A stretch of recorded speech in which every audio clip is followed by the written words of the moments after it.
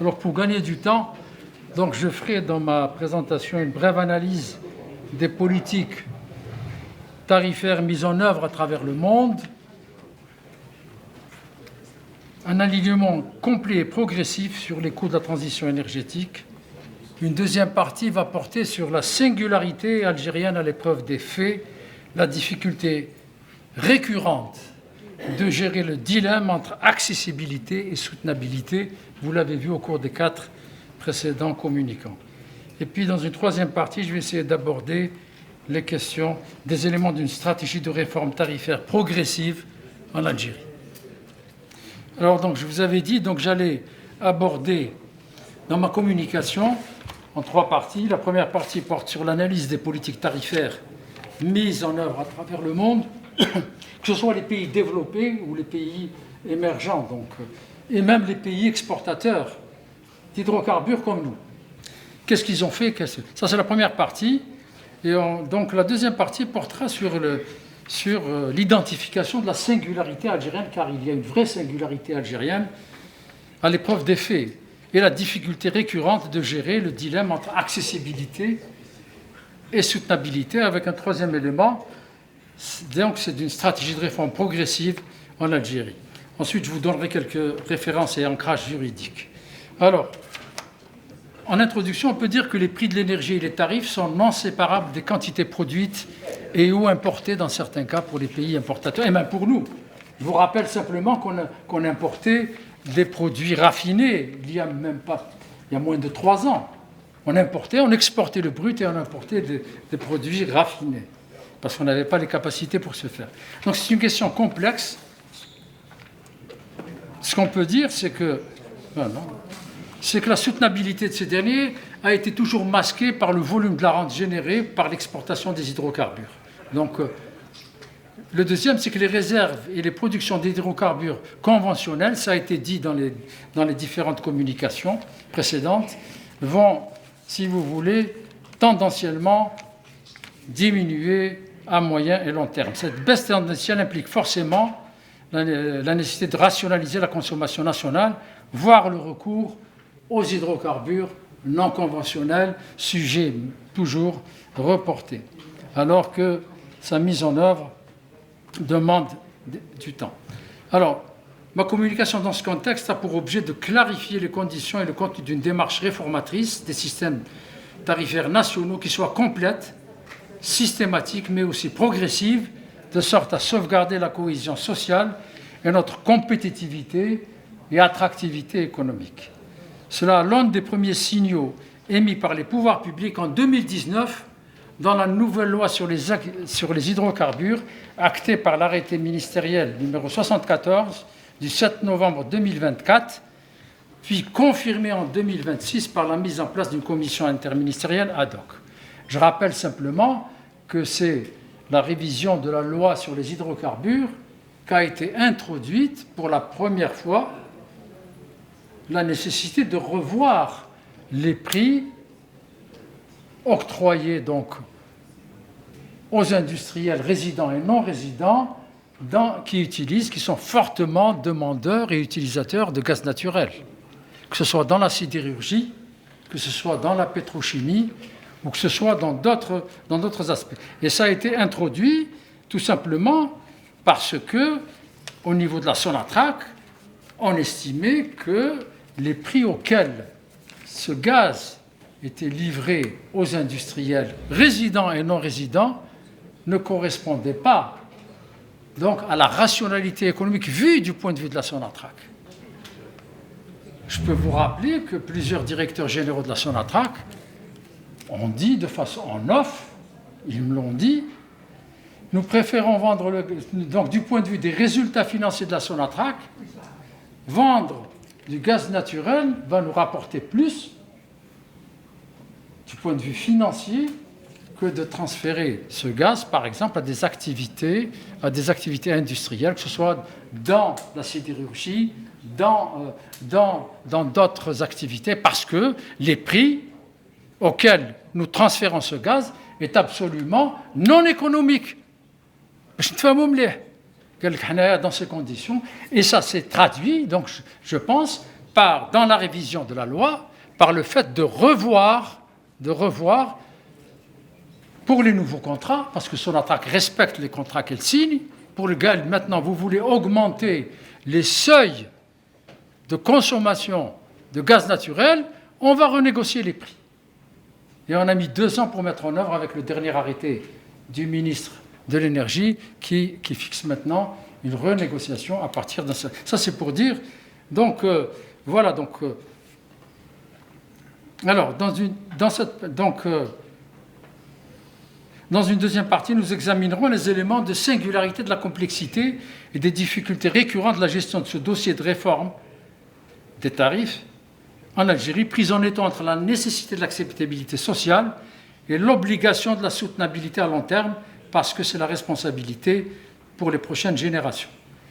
Et dans une troisième partie, nous allons donc examiner. Alors, qu'est-ce qui s'est passé dans le monde ? Donc, les politiques tarifaires ont été un alignement sur les coûts de la transition énergétique. Les pays industrialisés ont aligné leurs prix sur les coûts de production et de marché. Cela permet de garantir une efficacité économique et d'éviter les distorsions que l'on observe chez nous, d'intégrer les signaux de la transition énergétique, notamment via des taxes carbone, des redevances environnementales ou des incitations pour les énergies renouvelables, ce qui constitue aussi pour nous des barrières à l'entrée pour nos propres exportations. Protéger et protéger leur propre marché. Alors, s'agissant des expériences internationales, des pays exportateurs comme des pays comme l'Iran, l'Indonésie, l'Arabie saoudite et l'Égypte ont déjà engagé, avec des succès relatifs, leurs propres réformes. Alors, pour l'Égypte, ça a été la suppression progressive des subventions, vous le voyez là, entre 2014 et 2020, la tarification par tranche, la compensation ciblée via des cartes d'approvisionnement alimentaire, en l'occurrence énergétique. L'Indonésie, donc par la réduction massive des subventions des carburants dès 2015, l'introduction d'un prix flottant basé sur le marché mondial et le transfert monétaire direct ciblé aux couches sociales qui en ont le plus besoin et non pas, si vous voulez. Donc, alors, pour l'Iran, ça a été ce qu'ils appellent le Target Subsidy Plan en 2010. S'il vous plaît, un peu de silence. L'augmentation des prix, la compensation universelle via les versements mensuels à la population. L'Arabie saoudite également, premier producteur, exportateur. Là, je reviens. En arrière. Si vous voulez, vous pouvez remonter là. Oui. Voilà. L'Arabie saoudite, donc je disais, avec le Citizen Account Programme pour soutien aux ménages, les conditions spécifiques pour les industries énergivores. Alors, quels sont les enseignements tirés de ces expériences internationales ? D'abord, la nécessité d'un phasage des réformes, mais non d'une rupture du modèle en vigueur. Il n'y a jamais eu, dans aucun pays, des réformes tarifaires ou des réformes, si vous voulez, des modèles de consommation brutales. Et lorsque ça a été fait, y compris dans les pays développés, tels que l'Allemagne ou la France, ça a été une catastrophe. En Allemagne, ils sont sortis brutalement sous la pression des Verts de l'énergie, de l'énergie électronucléaire d'abord, avec Fukushima. Où ils se retrouvent maintenant? Ils se retrouvent avec le charbon. Deuxième exemple, la France. Elle a reculé sur le gaz, on va reculer sous la pression des mêmes Verts de l'électricité électronucléaire. Ils se sont trouvés en situation normale. Je ne parle pas de la crise, des situations créées après la crise de l'Iran dernière. Et donc tout ça montre le fait que les ruptures dans ces domaines-là ne sont pas du tout opérationnellement positives. Donc c'est ça je voulais le dire. Donc construction d'un ciblage social précis et approprié, on l'a vu dans les exemples des pays comme l'Égypte, l'Iran, l'Arabie saoudite. Une communication publique transparente, les problèmes sont posés, mais on met la poussière sous le tapis. Une gouvernance forte et indépendante du dossier, avec une conduite permanente du dialogue social et une résistance au poids des intérêts et des lobbies. Ça, c'est les enseignements. Alors, comment... Oui. Voilà. Alors, quelle est la singularité algérienne à l'épreuve des faits? La difficulté récurrente de gérer le dilemme entre accessibilité et soutenabilité. Jusqu'à présent, on n'a pas pu le gérer. Il y a eu donc des... Et donc, en Algérie, la politique tarifaire de l'énergie représente historiquement sur les éléments de paradigme suivants. Invariants. Des prix administrés subventionnés généralisés, bien au-dessous des prix internationaux et parfois même des coûts réels de production et de transport de cette énergie. Ça, c'est clair. Ça, on ne peut pas le... Et lorsqu'on parle, par exemple, dans les deux exposés précédents, sur le fait que les industries peuvent faire des économies d'énergie avec des programmes maintenant connus, ils ne vont pas le faire. Parce que c'est simplement un principe économique, c'est le principe de l'élasticité entre les prix et les coûts. Là, je vais faire, moi, des investissements pour consommer moins d'énergie au moment où cette énergie ne me coûte rien. Alors, c'est clair que là, il y a donc un problème donc, à traiter. Donc, alors, pour ce qui est de l'Algérie, donc, la singularité par rapport aux autres pays, c'est que ces prix administrés et subventionnés sont généralisés. Alors que vous ayez si vous voulez, des revenus importants ou pas importants, lorsque vous allez à la pompe, vous payez le même prix. Allez. Un objectif politique et social affirmé, garantir un accès universel à l'énergie et soutenir le pouvoir d'achat et rattraper les retards économiques et sociaux sur le long terme, avec d'abord l'électrification totale du pays. Une logique de redistribution implicite de la rente, dans la plupart des cas. Cette stratégie est engagée depuis l'indépendance, a incontestablement, il faut voir les aspects positifs, soutenu et accompagné le développement économique et social du pays, mais a atteint ses limites de soutenabilité repérables dans l'exposé de Attar en particulier, par les caractéristiques ci-dessous: coûts budgétaires élevés, des subventions directes ou implicites, et manque à gagner des opérateurs historiques concernés et impliqués. Ça, il faut le dire, Sonatrach et Sonelgaz perdent de l'argent et perdent en compétitivité et perdent en capacité d'investissement par ce système-là, qu'on le veuille ou non. Donc là, je le dis de façon très nette. La surconsommation, le gaspillage énergétique, non seulement dans le secteur de la mobilité, maintenant, dans la gare routière de Sahat Chouharada, les moteurs des bus ne s'arrêtent jamais parce que pour aller le gasoil banks battle. Alors on a beau appeler donc eux aussi le transfert de rente pour les secteurs industriels, locaux et résidents étrangers. Et on parle, il y a des représentants de l'ANP ici, c'est tous les jours que nos forces armées arrêtent des fuites aux frontières de produits pétroliers liquides, dû à des prix relatifs déconnectés. C'est une loi de l'économie. Lorsque les prix des carburants sont faibles au Niger, au Mali, dans la région sahélienne, sauf la Libye, ils partent en Tunisie, ils partent dans la région sahélo-sahélienne, et ils partaient. Donc ils ne partent plus à l'ouest parce que l'armée y veille. Donc, faible incitation au recours à l'efficacité énergétique. Ça, je l'ai dit, donc il y a des industries, mais quand même, de l'efficacité énergétique, puisque j'ai de l'énergie à un tarif qui me... Faible incitation au recours, d'où une propension négligeable dans la faible mise en œuvre des programmes de rationalisation. Pas uniquement, d'ailleurs, dans les industries, dans le résidentiel. L'exposé qui nous a été fait avec tous les programmes de logement que nous avons lancés, est-ce que nous avons mis en œuvre la loi? Probablement pas, Kharfi va nous le confirmer tout à l'heure dans le débat. C'est ça la réalité des choses. Ensuite, l'inefficacité et asymétrie sociale. Les ménages aux revenus élevés profitent des subventions énergétiques au même titre que les titulaires des revenus les plus faibles. Ça, c'est clair. Lisibilité insuffisante et indifférenciée dans l'affectation des ressources, des subventions. Transfert induit implicite de rente aux investisseurs étrangers résidant dans les filières à forte consommation énergétique ou à intrants d'hydrocarbures. Je parle de la pétrochimie aussi, puisqu'elle utilise des produits primaires des hydrocarbures. Donc il faut trouver un équilibre entre l'attractivité recherchée et un coût acceptable.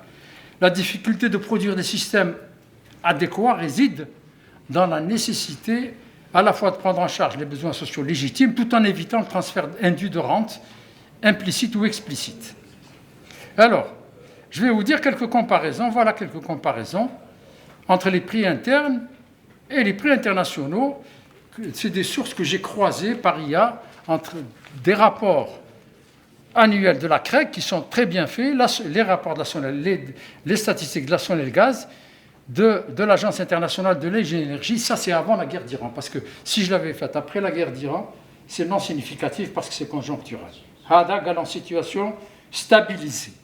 Gaz domestique, 0,384 dinars le kilowattheure en Algérie, contre 6 dinars en moyenne des pays de l'OCDE.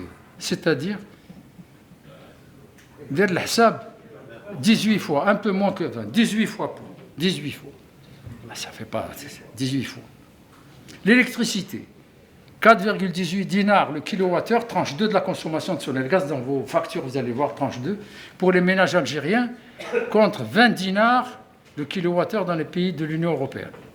Ça fait à peu près 4%. Les carburants. Alors, les carburants, j'ai pris la dernière statistique de la revue Global Petrol Prices, avril 2026. L'Algérie est classée 6e mondial du plus bas prix des carburants. En Afrique, elle est précédée uniquement par l'Angola, 0,327 $, et la Libye. Alors, ça, donc, ce sont des éléments factuels précis. Cependant, donc, le traitement de la réforme tarifaire impliquera de bien distinguer entre le niveau du besoin social réel, c'est-à-dire celui de l'accès minimal à une énergie abordable, qui peut être garanti par un tarif social ciblé, qui profitera aux catégories sociales et aux activités jugées stratégiques, mais dûment identifiées. Le volume du transfert de la rente indue lorsqu'un prix trop bas bénéficie à des catégories non prioritaires, classe moyenne ou entreprises énergivores, ce qui freine l'investissement et crée des rentes captées par des intérêts particuliers, notamment étrangers résidents. Alors, le risque de rester encastré dans un cercle vicieux, plus les prix sont bas, plus la consommation augmente, et plus la pression sur les ressources s'accroît, et plus il est difficile de réformer. C'est le cas. La solution de gaz de schiste était on va bouger le prix des carburants, les syndicats, les transporteurs, donc on peut citer des exemples de pics, et également on peut citer les exemples de pics de consommation électrique en été qui créent des difficultés récurrentes que Nasser a bien analysé tout à l'heure, des pics de consommation qui sont difficiles à gérer par le réseau Sonel Gaz, ceux du gaspillage des carburants dans le secteur de la mobilité et des fuites aux frontières qui ne peuvent plus continuer de persister sans traitement structurel. Les tentatives de réforme passées, alignement progressif sur les coûts, ont été souvent reportées pour des considérations politiques et sociales. Cependant, 4 signaux concrets ont été émis par les pouvoirs publics et ont été perceptibles dès 2019. En 2019, dans l'alinéa de l'article 128 de la loi numéro 1913, dite sur les carburants, portant renégociation du prix du gaz pour les gros consommateurs industriels au-delà d'un plafond variable annuellement. Et on a attendu 2026 pour que l'arrêté d'application concret et les négociations commencent à se faire. Donc déjà, deuxièmement, en 2024, l'alinéa ci-dessous cité de l'article 148 de la loi sur les hydrocarbures a été mise en œuvre par l'arrêté ministériel numéro 74 du 7 novembre 2024 en précisant les dispositions opérationnelles. En janvier 2026, alors il y a eu un léger ajustement, je vous le rappelle, vous vous souvenez, en janvier, de 1 à 3 dinars, qui a été opéré par l'ARH, conformément à la loi, respectivement sur les prix de l'essence, du diesel et du GPL, 1 dinar, 2 dinars et 3 dinars. En avril 2026, enfin, donc installation de la commission interministérielle de la maîtrise de l'énergie. Alors, quels sont les éléments d'une stratégie de réforme progressive? Prendre la mesure de la complexité et de la difficulté de l'exercice et anticiper.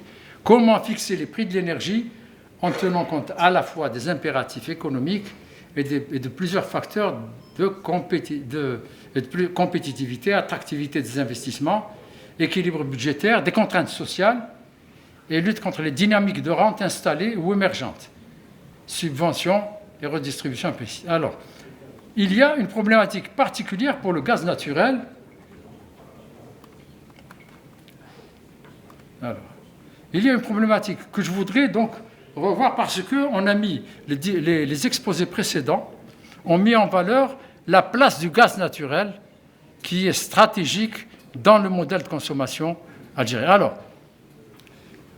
cela nécessite une observation mesurable et permanente des tendances actuelles et futures des productions, des consommations nationales et des exportations à un horizon probabilisable. On a dit 2035. Majid nous a donné des éléments extrêmement précis. Ce que le rapport de la CREG, il y a donc le dernier rapport de la CREG, fait correctement pour en anticiper les consommations probables et en réduire dès à présent les conséquences négatives potentielles. L'élaboration des différents scénarios s'appuiera sur les consommations projetées dans le résidentiel, la mobilité et les industries, et l'évolution différenciée des réserves de production conventionnelle et renouvelable à ces horizons temporels. Donc ça, c'est un aspect du traitement de cette... C'est ce que contient le dernier rapport, qui est extrêmement intéressant et que je vous conseille de lire attentivement, intitulé « Programme indicatif d'approvisionnement du marché national en gaz 2026-2035 ». Ça, c'est la loi qui a donné les attributions à la CREG pour publier annuellement ce rapport. Alors ce rapport nous questionne de façon très, très stratégique et importante. Les conséquences opérationnelles que l'on peut tirer pour le scénario envisageable, ça a été dit également avant moi, et on a convergé sur cela, c'est qu'à l'horizon 2035, c'est-à-dire la prochaine décennie, c'est-à-dire demain, il faudra disposer de 160 à 170 milliards de gaz naturel commercialisable si on reste dans le paradigme actuel d'avoir 50% pour le marché intérieur et 50% pour l'exportation. Donc, les anticipations ont été déjà faites par la Sonatrach pour pouvoir aboutir à ce niveau de production en 2035. Encore faut-il avoir commencé ou commencer à aller. Il n'y a pas de miracle. Il n'y a pas de miracle au gaz non conventionnel. Au gaz non conventionnel. Alors, ensuite, obtenir un consensus sur les objectifs de la réforme tarifaire. Il faut que tout le monde soit responsable. On reste, on cache, on ne dit pas, on a peur de faire il faut assurer la soutenabilité budgétaire à moyen et long terme. On ne pourra pas le faire sans cette réforme. On ne pourra pas le faire. Maintenir équité sociale et justice énergétique tout en assurant la couverture des besoins énergétiques, préserver la rente pour les objectifs prioritaires stratégiques et de souveraineté et prévenir les transferts indus. Parce qu'il y en a eu dans le... Soutenir la transition énergétique. Alors, mettre en place le schéma classique de la gouvernance tarifaire. Le schéma de gouvernance tarifaire doit être assis à la fois sur un dispositif institutionnel complet, acteurs-institutions, le dialogue social permanent, une disponibilité d'instruments statistiques fiables que facilite par ailleurs la digitalisation du pays. Dans ce cadre-là,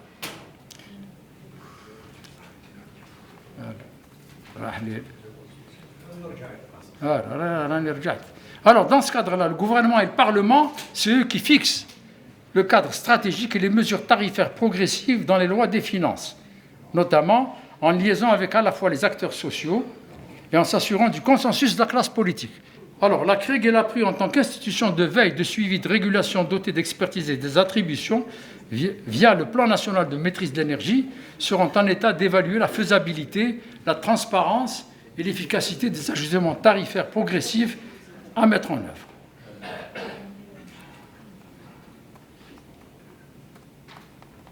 Alors, la Sonelgaz, Naftal et Sonatrach sont préparés et chargés de la mise en œuvre opérationnelle des tarifs des réformes à mettre à jour. Un observatoire indépendant devra être créé pour suivre l'impact social et économique avant la publication des rapports publics. Un mécanisme compensatoire pourrait être mis en place dans la création d'un compte énergie citoyen pour les ménages vulnérables.